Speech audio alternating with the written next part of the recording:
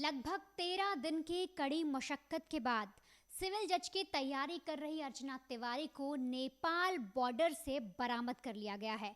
अर्चना Tiwari railway police को जिंदा मिल गई हैं। कई सारे कयास लगाए गए, जैसे ही ट्रेन के अंदर से, एक चलती ट्रेन के अंदर की एसी कोच से जब एक 28 साल की लड़की गायब होती है, किसी ने उसे देखा नहीं होता, कोई सीसीटीवी पुलिस को नहीं मिलता, तो ऐसे में बकायदा सर्च ऑपरेशन चलाया जाता है। जो नदी थी, जिस जगह पर बात की जा रही है कि जो नर्मदेश्वर ब्रिज पड़ता है, जिसके नीचे नर्मदा नदी बहती है, वहाँ पर बात की गई थी कि हो सकता है लड़की वहाँ गिर गई हो। बकायदा गोताखोर बुलाया गया और पुलिस ने सर्च ऑपरेशन चलाया। इसके बाद जंगलों में भी सर्च ऑपरेशन चला।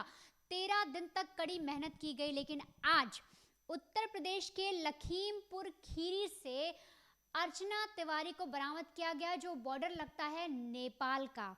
और आखिर अर्चना तिवारी वहां पर क्या कर रही थी? क्या वो नेपाल जाने वाली थी? क्या अर्चना तिवारी कोई ऐसी बात छिपा रही है जो उनके परिवार को नहीं पता लगनी चाहिए? सोचिए, एक लड़की रक्षाबंधन के लिए अपने घर से, अपने हॉस्टल से निकलती है जहां वो इंदौर में रहती थी, और वहां पर बकायदा साइन करती है। 7 तारीख को वो वहां से निकलती है, और तो और 17 के आने की बात भी कहती है, और फिर सामने आता है कि वो अचानक से गायब हो गई, वो पहुंची ही नहीं।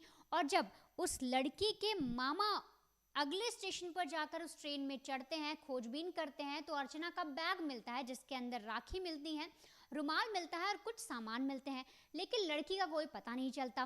पुलिस वाले कड़ी मशक्कत करते हैं। घर वालों में आप यूँ समझिए, एक तरीके से उन्हें शॉक लग जाता है, सदमा लग जाता है। हर किसी को ये लगता है कि शायद अर्चना के साथ कोई अनहोनी हो गई। यहाँ तक कि जितने भी लोग इस खबर पर नज़र बनाए हुए थे, कहीं ना कहीं सबको ये भी लगा कि शायद अर्चना जो है, वो जो पुल था जहाँ पर उसकी लास्ट लोकेशन बताई जा रही है, बताया जा रहा है जो रानी कमलापति स्टेशन है, वहाँ पर एक पुल जो पड़ता है जिसके नीचे नर्मदा नदी बहती है, वही एग्जैक्ट लोकेशन बताई गई करीब 11 बजे के आसपास, कि उसकी आखिरी जो लोकेशन है, फ़ोन किया, जो फ़ोन है वो उस वक्त ऑन था और वही उसकी लास्ट लोकेशन है। तो माना गया कि शायद वो वॉशरूम गई होगी, जिसके चलते दरवाज़ा खुला होगा, वो नीचे गिर गई, या फिर उसके साथ किसी ने ज़बरदस्ती करने की कोशिश की, उसे नीचे फेंक दिया गया। कई सारी अटकलें थी, कई सारे आकलन किए गए, कई सारी चीज़ें बोली गई सबकी तरफ से, और परिवार भी दुख में था कि उनकी बेटी गायब हो गई।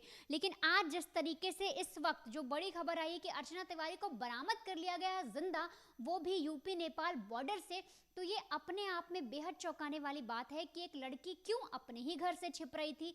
लगातार 13 दिनों तक वो अपने घर से छिपती रही। उसे राखी पर, एक फेस्टिवल पर घर जाना था, अपने भाई को राखी बांधनी थी, लेकिन आखिर वो दूसरी तरफ कहाँ निकल गई।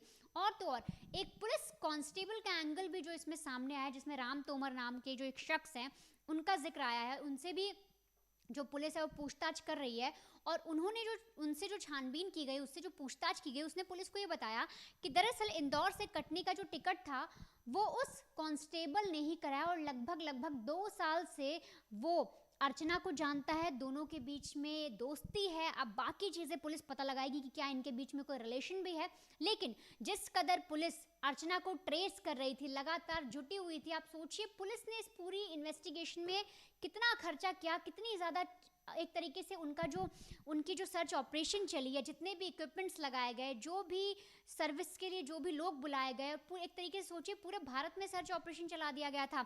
दिल्ली तक पुलिस आ गई थी खोजबीन करने, जैसे जैसे उनको लीड मिल रही थी। और हमने भी आपको बताया था कि पुलिस को एक बहुत बड़ी लीड ज़रूर मिल गई है, क्योंकि पुलिस को कुछ हिंट तो लग गया था कि हो ना हो अर्चना तिवारी जिंदा है और कहीं पर छिपी हुई है, और ऐसे में उसे ढूंढना होगा। और पुलिस ने ये चीज़ें कही भी थी कि आने वाले वक्त में बहुत जल्द बड़ा खुलासा करेंगे। लेकिन अब ये चीज़ सामने आ गई है कि जो लड़की अपने हॉस्टल से निकली थी वो कुछ परेशान दिख रही थी। 2 सीसीटीवी भी सामने आए थे, जिसमें एक में दिखा था कि वो हॉस्टल से निकल रही है 7 तारीख को, थोड़ी परेशान है, और एक 6 तारीख का सीसीटीवी दिखा था जिसमें ये नजर आया था कि एक जो कार है वो अर्चना को उसके हॉस्टल पर छोड़ रही है। और उस कार के बारे में भी पुलिस ने पता लगाने की कोशिश की, तभी एक कांस्टेबल का नाम सामने आया, जिसका मैंने आपका नाम बताया, राम तोमर। तो उनसे भी जब पूछताछ की गई तो उन्होंने साफ तौर पे कह दिया कि सर, टिकट मैंने कराया था ताकि वो अपने घर जा सके, और हम कई समय से, मतलब साल भर 2 साल हो गए, हम एक दूसरे को जानते हैं, लेकिन बाकी चीज़ों के बारे में पुलिस को अभी जानकारी निकालनी है। और तो और उन्होंने ये भी बताया कि अर्चना के साथ उनकी किस कदर दोस्ती थी, कैसी बातचीत थी, क्या अर्चना किसी चीज़ को लेकर परेशान थी, आखिर हुआ तो हुआ क्या? क्योंकि आप सोचिए, एक लड़की अपने हॉस्टल से अगर घर जाने के लिए निकल रही है, वो अचानक से कैसे गायब हो जाएगी? क्योंकि ये जो कांस्टेबल इन्होंने कहा कि शायद वो ट्रेन में चढ़ी ही नहीं।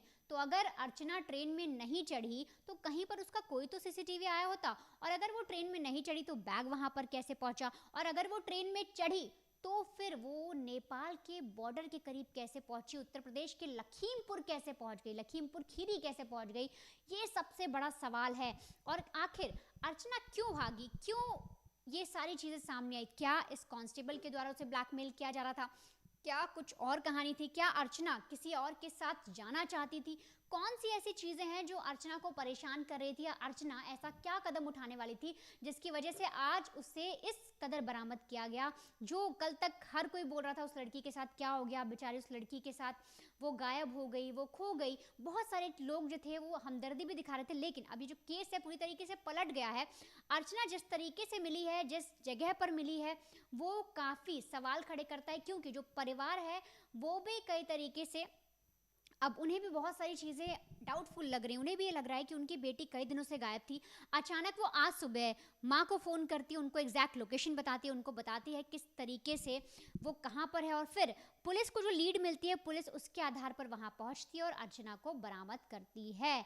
अब हाल ही में जो खबर है वो ये भी सामने आ रही है कि अर्चना को भोपाल लाने की तैयारी हो रही है, उसे भोपाल लाया जाएगा, उसके बाद वहाँ पर उससे पूछताछ की जाएगी, और कल 20 तारीख है, कल जो अर्चना है वो भोपाल पहुँच जाएगी, उसके परिवार को भी वहाँ बुलाया जाएगा, और इसके बाद पुलिस साफ तौर पर अर्चना से पूछताछ करेगी कि आखिर ये क्या था, क्या ये कोई ड्रामा था, और ये अगर किया गया, जिस तरह से वो ट्रेन के बीचों बीच गायब हुई, एक चलती एसी कोच से वो गायब हो गई, तो आखिर उसके पीछे का मकसद क्या था, क्या रीजन था, और क्यों अर्चना ने ये पूरा जो प्लान है, या उसके पीछे कोई और है इस प्लानिंग के पीछे, या अर्चना ने ये सारी चीजें खुद सोची, या अर्चना किसी बहुत ज्यादा बड़ी मानसिक तनाव से गुजर रही है जिस वजह से उसने फैसला किया।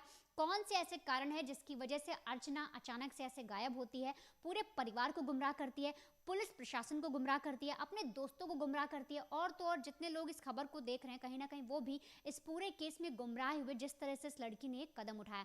फिलहाल इस केस में जो भी अपडेट आएंगे वो हम आपको देते रहेंगे, और अभी तक की जो न्यूज़ है वो हमने आपको बताई है कि अर्चना तिवारी जो है उन्हें रेलवे पुलिस ने बरामद कर लिया है, और जो भी आगे चीज़ें निकल कर आएंगी, अर्चना क्या बताती है, किस वजह से उसने कदम उठाया, इसके पीछे क्या कोई साजिश थी, क्या वो चीज़ें थी, हर एक बात हम आपको क्राइम तक पर अर्चना तिवारी से रिलेटेड बताते रहेंगे।